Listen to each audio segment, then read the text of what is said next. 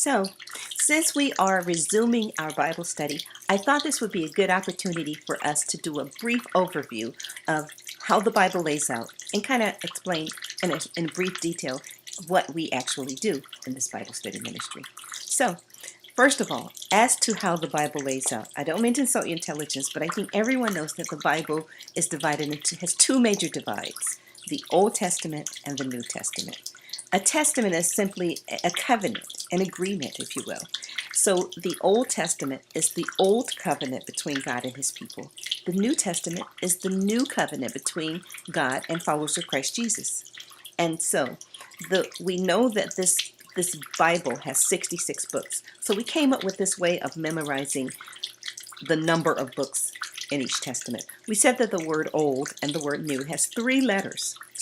And the word testament has 9 letters. So we took that 3 and 9 and played around with it. We said Old Testament is 3 and 9. So the Old Testament has 39 books. The New Testament has 3 times 9. That's 27 books. And the Bible as overall has 3 from 9, which is 6, and then we double that for 66. And so that's an easy way to remember the number of books.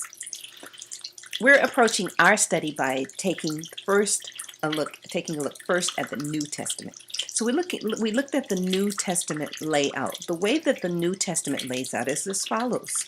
There are 27 books, and they lay out 5 historical books and 22 epistles. An epistle is just another name for a letter. So it's 5 historical books and 22 letters. The 5 historical books are the 4 Gospels: Matthew, Mark, Luke, and John, and Acts.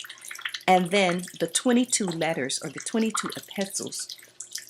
Of those 22 epistles, the Apostle Paul wrote 13 of those. So there are 13 Pauline epistles and then 9 general epistles. That is to say, epistles that were written by people other than the Apostle Paul.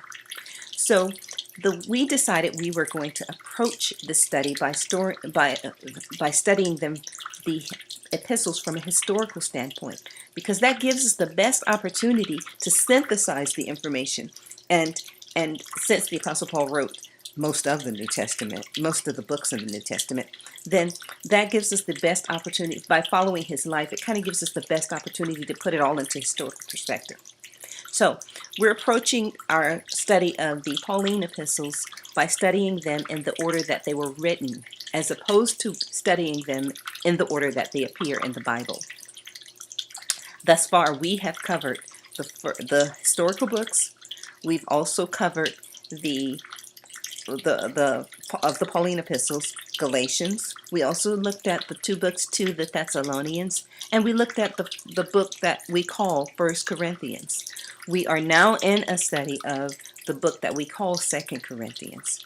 All of these lessons are posted on the website, and you are welcome to go and take a look at all of those lessons. Are there and detailed, and you can go and look at any of those at any time. We are now in the study of the 2 Corinthians, and so I didn't want to just have you jump right in. I wanted to kind of just give you a little intro. I also wanted to just let you know that what we do here is an inductive study. It's a very in-depth study of the Bible.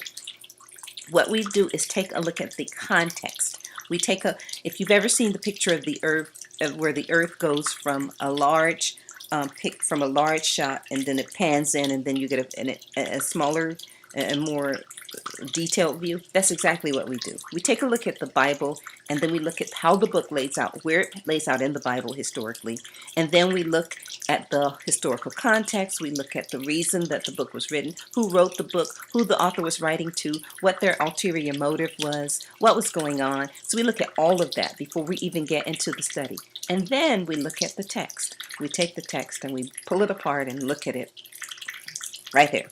So that's exactly what we do here in this Bible study.